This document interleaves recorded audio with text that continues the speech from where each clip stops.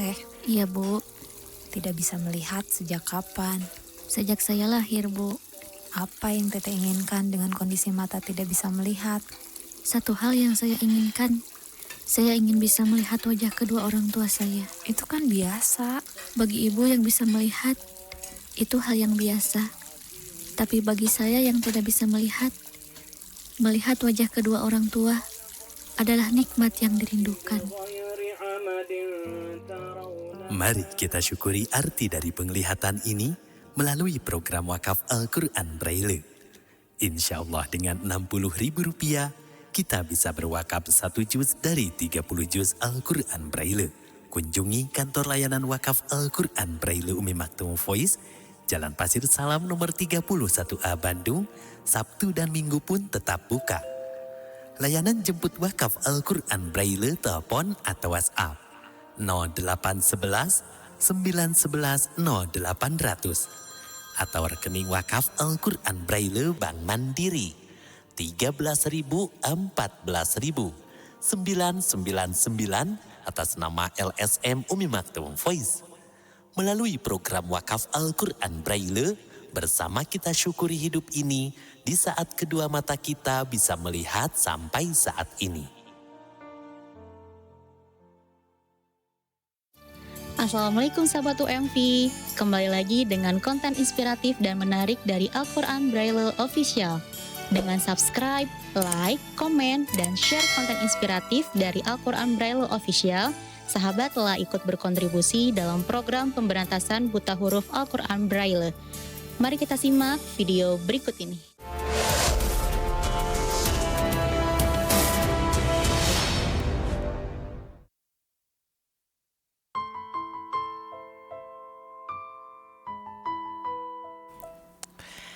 Bismillahirrahmanirrahim. Assalamualaikum warahmatullahi wabarakatuh. Alhamdulillahilladzi arsala rasulahu bil huda wa dinil haq liyudhhirahu ala dini kulli wa kafa billahi syahida. Asyhadu an la ilaha illallah wahdahu la syarikalah wa asyhadu anna Muhammadan abduhu wa rasuluhu alladzi la nabiyya ba'dah. Allahumma sholli ala Muhammad wa ala alihi wa ashabihi ajmain. Sahabat UMV, bertemu kembali kita dalam podcast Membuka Mata Hati edisi 2 Mei 2023. Alhamdulillah bertepatan dengan Hari Pendidikan Nasional. Dan saya tidak sendiri, kalau podcast pasti ditemanin oleh orang pastinya. Iya, pasti Oleh sama orang. Takut kalau nggak sama orang ya, Pak. Intan Lutfi, betul kan? Iya, betul. Alhamdulillah sehat. Alhamdulillah, Bapak. Gimana mudik pengalaman kemarin? Macet di daerah Gentongnya? Iya, Di pasti Gentong, sih, karena Gentong. hanya ada satu jalur ya, Pak ya. Iya, dari Untuk Ciamis. menuju Jawa, untuk menuju Iya, ke Jawa Tengah itu ya, ke Jawa Tengah yang jalur selatan ya, ke Yogyakarta. iya. Itu banyak juga melalui jalur selatan. Tapi kendati pun sudah ada jalan tol kan, Cisumdawu gitu, Cipali, tapi tetap Tetap ada yang pasti macet. yang lewat situ. Karena ya karena pemudiknya juga banyak kan gitu. Dalam kesempatan ini kita katanya Hari Pendidikan Nasional ya. Iya, betul. Dan Bapak. anak-anak baru masuk ya. Belum, Pak, masih. Udah baru masuk. Iya, ya. Oh, iya, udah Mungkin ada masuk. yang udah masuk. Mungkin. Ada yang masih mudik juga ya. Iya, masih. Meskipun kita hampir udah 10 harian, tapi masih banyak yang masih di kampung halaman. Betah soalnya mah. Dan di kampung tuh murah-murah. Oh, iya. Wih, bala-bala aja masih 250 perak kan. Tinggal petik langsung ambak. Itu Biasanya kan. Oh, itu mah Kayak cengek. cau, Caunya. gedang Iya. gitu kan. Ya murah di sana.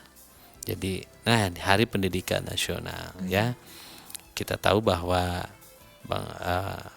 bangsa Indonesia dijamin oleh undang-undang untuk mendapatkan hak pendidikan.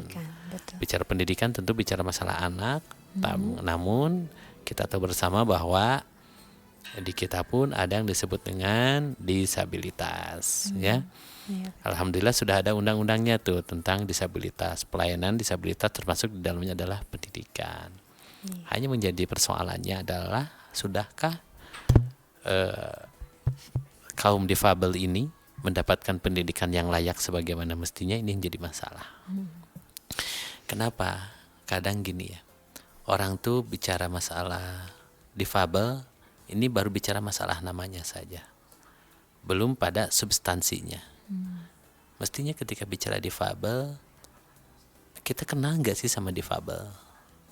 Ya, Apa pasti yang banyak ya dilakukan? Pak ya, masih banyak yang salah mengartikan gitu ya. Iya, bahkan ada yang sebut difabel itu tidak berkemampuan sama sekali, ada yang begitu ya. Aduh. Akhirnya jadi juga ada yang salah menangani.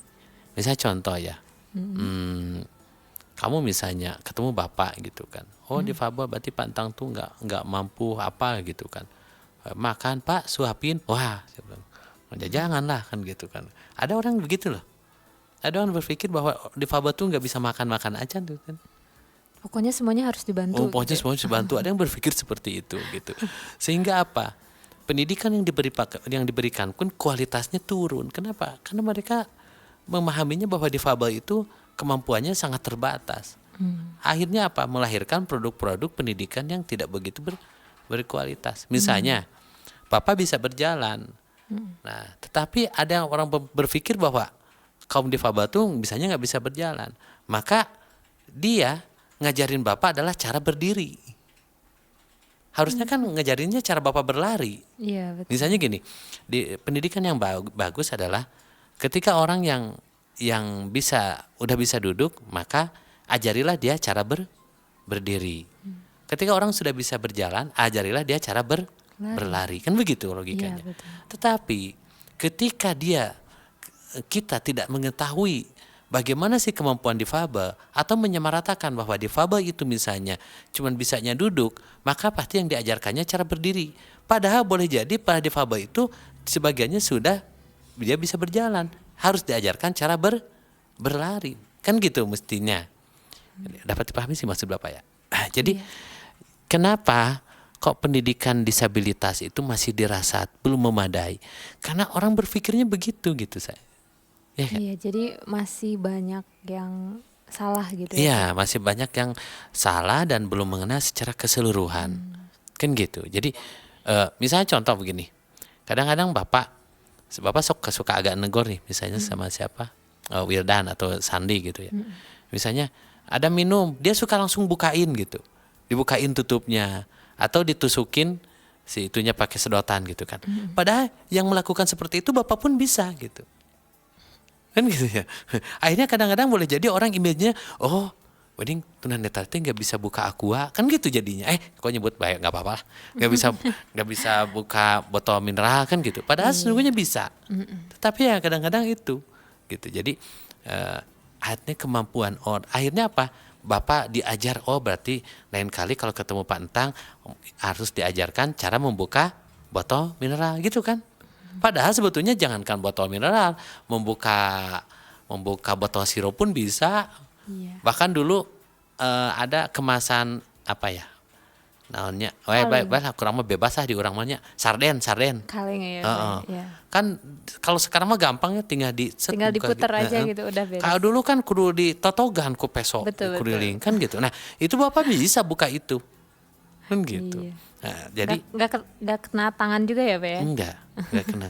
Bapak tuh buka itu bisa, tapi yang belum bisa tuh buka hati seseorang aja. Oh iya, itu emang sulit Pak. Nah, sulit gitu. Memang dipersulit sih kayaknya. Terus udah gitu, ya akhirnya kadang-kadang ya itu tadi menciptakan pendidikan yang kurang berkualitas. Iya, dan mungkin selain itu juga Pak, kesadaran akan pendidikan pun walaupun mungkin secara secara omongan itu, iya saya itu sadar gitu tentang pendidikan, ya pentingnya pendidikan gitu. Tapi realitanya di Indonesia itu mau itu yang disabilitas ataupun yang tidak gitu ya Pak ya, masih rendah. Masih rendah akan pentingnya pendidikan gitu. Bahkan ada peribahasa naon sih budak awewe cenah luhur-luhur sakola dan kemah ka dapur keneh anu Ya, gitu betul. kan gitu. Itu masih ada padahal dapur sekarang itu harus berpendidikan. Iya, harus Kenapa? diatur ya Pak ya. Karena teknologi udah masuk dapur. Betul. Kalau dulu kalau kita kenal dapur apa? Hawu, suluh. Iya. Ya kan? Songsong. Kan gitu. Nah, apa coba? Sekarang kan microwave. Oh, Wah, ya kan? microwave, betul. Ya benar Ini kan? kompor listrik. Kompor listrik. terus apalagi mixer, Mixer betul. terus oven. Wah, Iya. bayangkan kan kebanyakan itu kadang-kadang petunjuk-petunjuk itu kan menggunakan bahasa Bahasa Inggris. Inggris. Betul. Iya, Inggris gitu. Nah, jadi sekarang dapur aja harus berpendidikan. Ya, Betul. kompor aja macam-macam kan, ada yang di truk, ada yang pakai tombol kan gitu ya. Betul. Kemudian masak nasi sekarang udah macam-macam, itu alat-alat udah teknologi semua. Jadi sekarang masuk dapur aja harus berpendidikan. Karena kalau tidak bisa-bisa salah tuh. Kan gitu. Nah, jadi pendidikan memang sangat penting.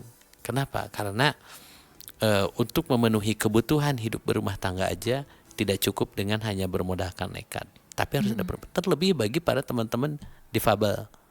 Ya kan gitu. Tapi bersyukur kita lihat ya. Kita punya teman Teh Wiwin gitu ya. Betul. Dia wah kalau mau kalau mau sosialisasi gitu ya, mau tampil, make upan dan sendiri lagi gitu. Iya. Teman sekamarnya mah kalah gitu. Nggak tahu Betul. nggak tahu udah nggak tahu habis duitnya pakai beli kue semprit gitu kan. Nggak kebeli make up. Iya. Jadi ya itulah.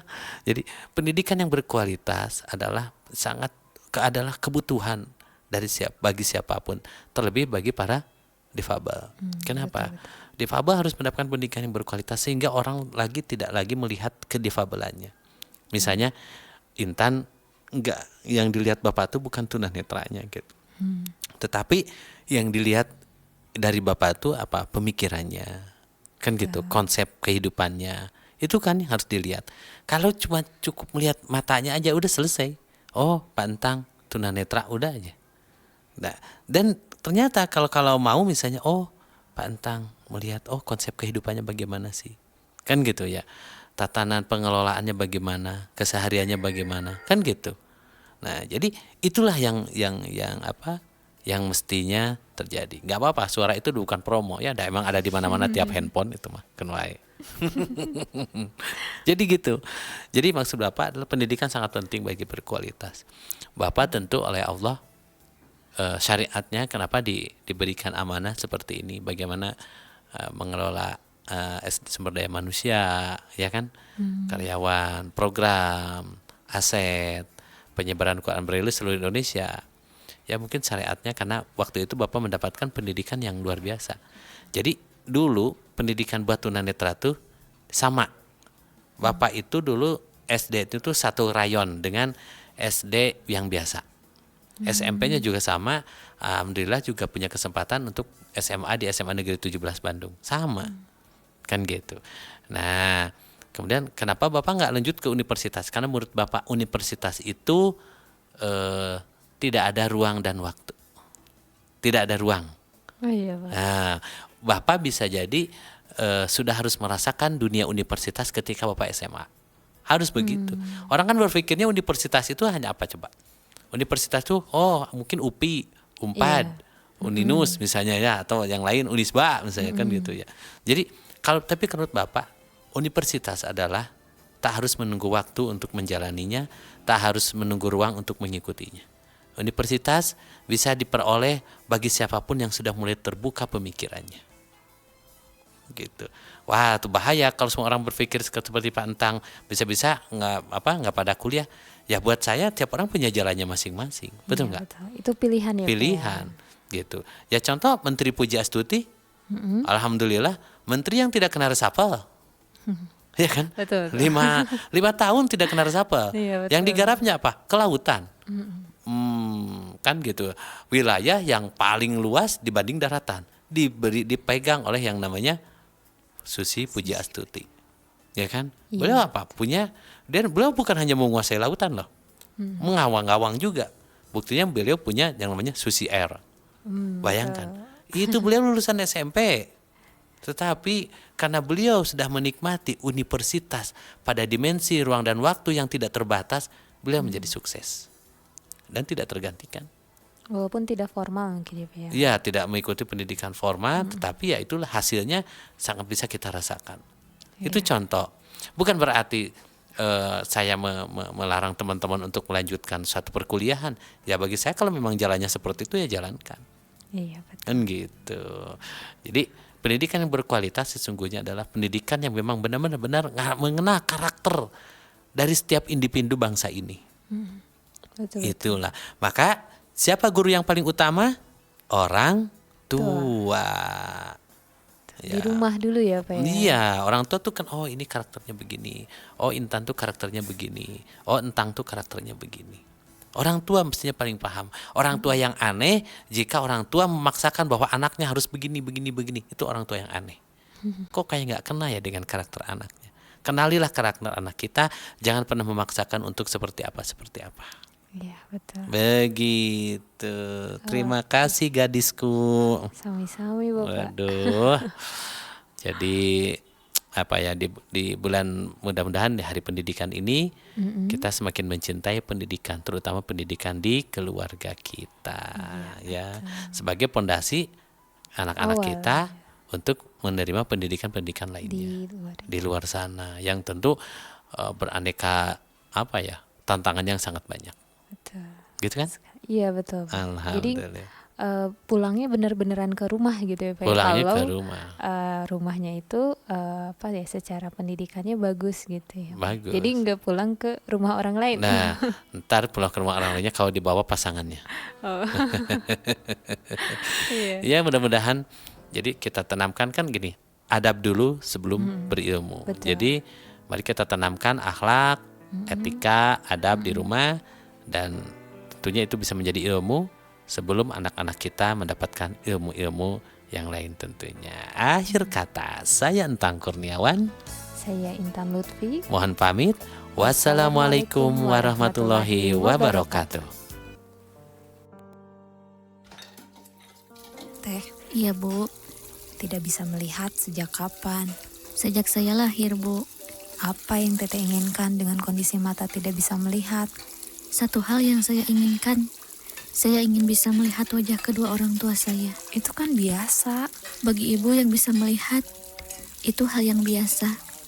Tapi bagi saya yang tidak bisa melihat wajah kedua orang tua adalah nikmat yang dirindukan. Mari kita syukuri arti dari penglihatan ini melalui program wakaf Al-Quran Braille. Insya Allah dengan Rp60.000 kita bisa berwakaf 1 juz dari 30 juz Al-Quran Braille. Kunjungi kantor layanan wakaf Al-Quran Braille Umi Maktum Voice, Jalan Pasir Salam nomor 31A Bandung, Sabtu dan Minggu pun tetap buka. Layanan jemput wakaf Al-Quran Braille telepon atau WhatsApp 0811 911 0800 atau rekening wakaf Al-Quran Braille Bank Mandiri 13.000 14.000 999 atas nama LSM Umi Maktum Voice. Melalui program wakaf Al-Quran Braille, bersama kita syukuri hidup ini di saat kedua mata kita bisa melihat sampai saat ini.